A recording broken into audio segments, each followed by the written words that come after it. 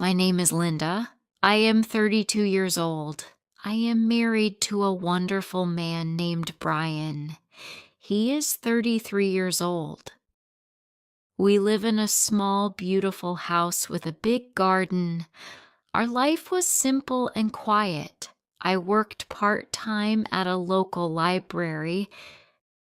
Brian worked for a big company in the city. His job required him to travel. Sometimes he would be gone for a few days, sometimes for a week. I missed him when he was away, but I trusted him completely. Why wouldn't I? He was the kindest man I knew. He always brought me a small gift when he came back from a trip. We talked about everything. I felt safe with him.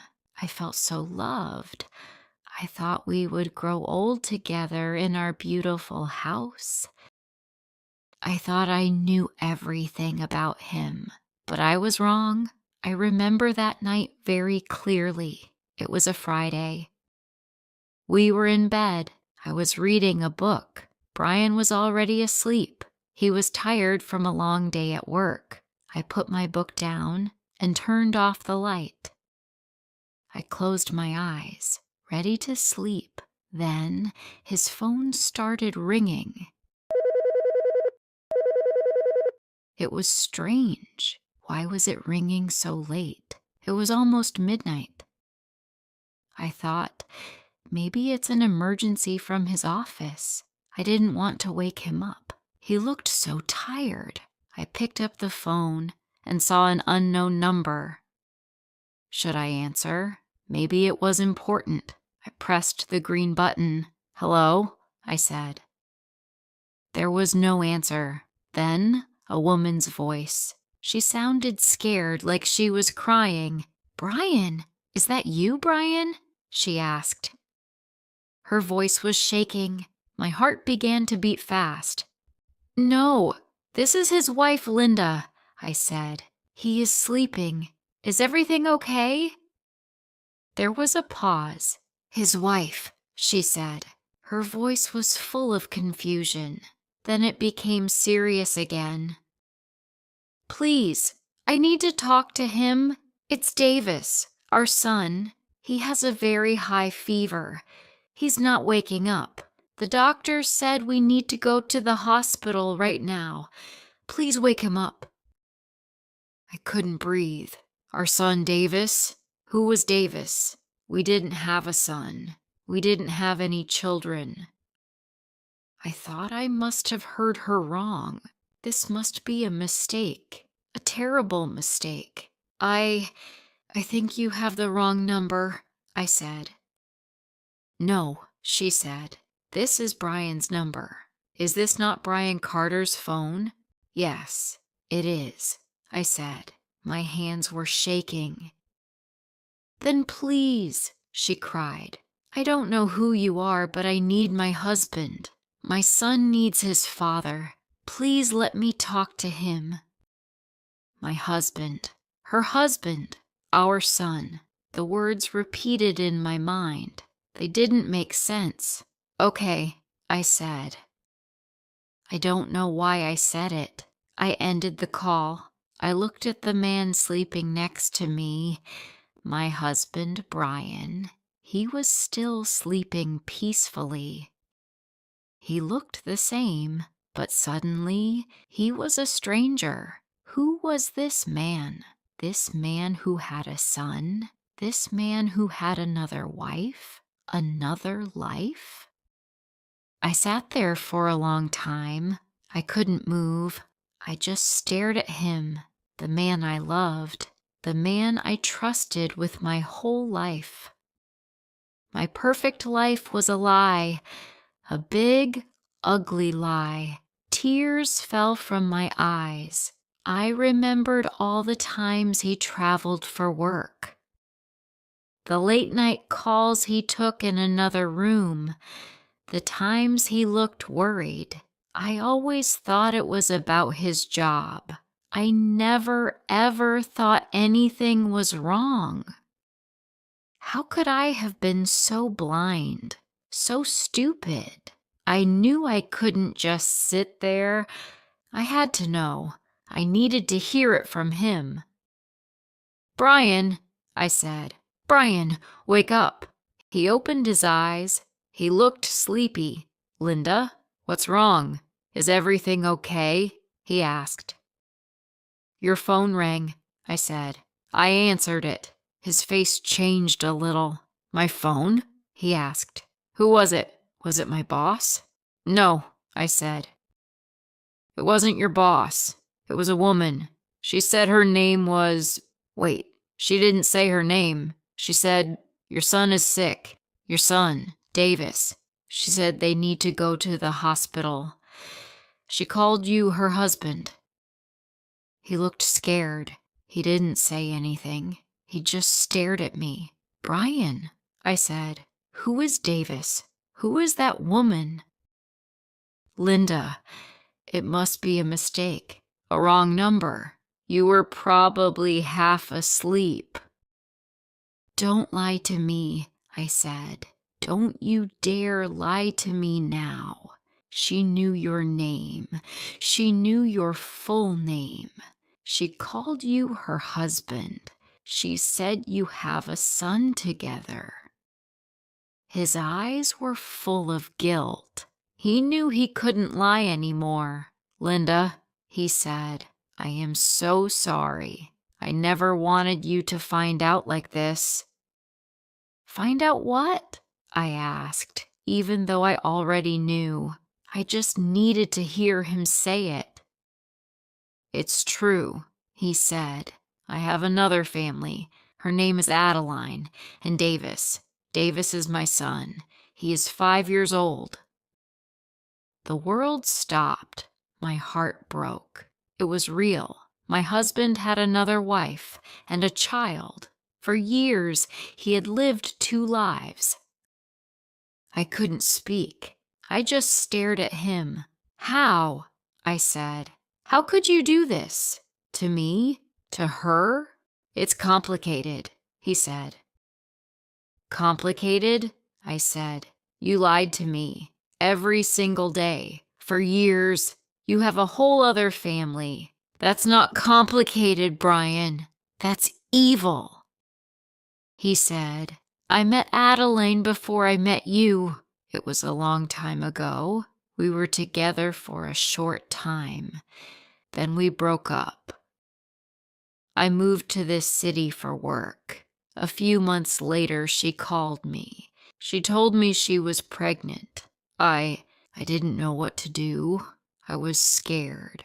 I was young. I started sending her money. I went to visit sometimes, to see Davis. I wanted to be a father to him, but I was afraid. I didn't tell anyone. I didn't tell my parents. I didn't tell my friends. Then I met you, Linda, and I fell in love with you. I really did. You are everything I ever wanted. You made me so happy. I wanted to build a real life with you. I thought I could protect you from it." "Protect me?" I said. "You didn't protect me. You lied to me. You built our entire marriage on a lie. Our home, our love. Was any of it real?" "Yes," he said. "Everything with you was real, Linda. I love you. I love you more than anything. Adeline, that was a mistake I made long ago. You are my life." I laughed. "Your life? What about her life? Does she know about me? Does she think she is your only wife?" "No," he said. "She doesn't know about you. She thinks my work requires me to travel all the time." He had lied to both of us. He had 2 women who thought they were his only love. I thought about Adeline, the woman on the phone. She was worried about her sick child, and she was calling for her husband, a husband she shared with another woman. I felt sorry for her. You need to go, I said. What? He asked. Your son is sick, Brian, I said. He needs his father. You need to go to them. Linda, please, he said. Don't do this. We can talk about this. We can fix this. Fix this? I said. There is nothing to fix, Brian. It's broken. You broke it. Now go. He knew I was serious. He got out of bed, packed his clothes. His hands were shaking. He looked lost. Linda, I am so sorry, he said again and again, his eyes full of tears. I said nothing. I just sat on the bed and watched him. He stood at the bedroom door and said, I love you, one last time. Then he turned and left. I heard the front door open and close. And then there was only silence. I was alone. I cried and cried until I had no tears left. The first few days were a blur. I couldn't eat. I couldn't sleep. How could I have been so stupid? I felt ashamed. Brian tried to call me a few times. He sent me long messages. He said he was staying at a hotel near Adeline's house. He said Davis was okay. It was just a bad virus. He said he missed me. He said he wanted to come home. He said he would leave Adeline and Davis. He would do anything to be with me again. I read his messages, but I couldn't trust anything he said anymore. How could he leave his son? He was a man who ran away from problems. I couldn't live like that. I couldn't be with a man I didn't respect, a man I couldn't trust. I made a decision. I sent him a message. Don't come back, Brian. It's over. Then I blocked his number. I knew I had to cut him out of my life completely. The next few weeks were very hard. I was alone. I was heartbroken, and I also had money problems. The house was in Brian's name. He paid most of the bills. I only worked part-time. I didn't have much savings. How would I survive? How would I pay the rent? How would I buy food? I knew I had to leave the house. It wasn't my home anymore.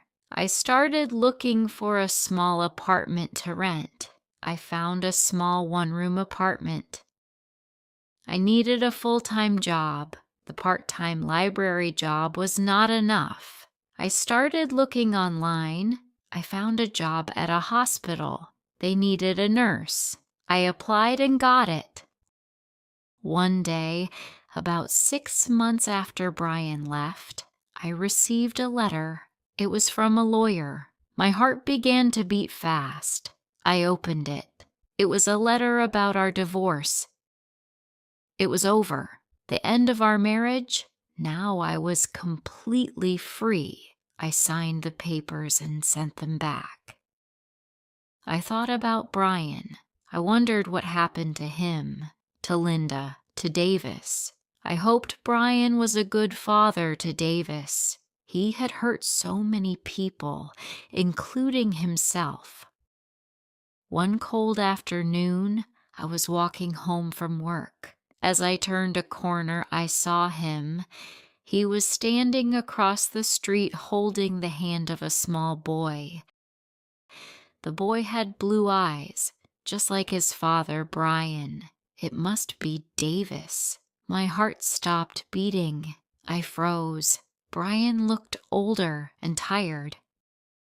Brian looked up then. He saw me. His eyes met mine. His face was full of sadness and guilt. We looked at each other for a long time. I gave him a small, sad smile. Then I turned and continued walking home. I didn't look back. It was over, and I was okay. The heartbreak didn't destroy me. It changed me. It made me stronger. If you are going through a hard time, please know this. You are not alone. It might feel like your world is broken, like the pain will never end, but you are much stronger than you think. Be kind to yourself. You can heal. You can build a new life, and you can find happiness again. If you liked this story, please like, comment, share, and subscribe.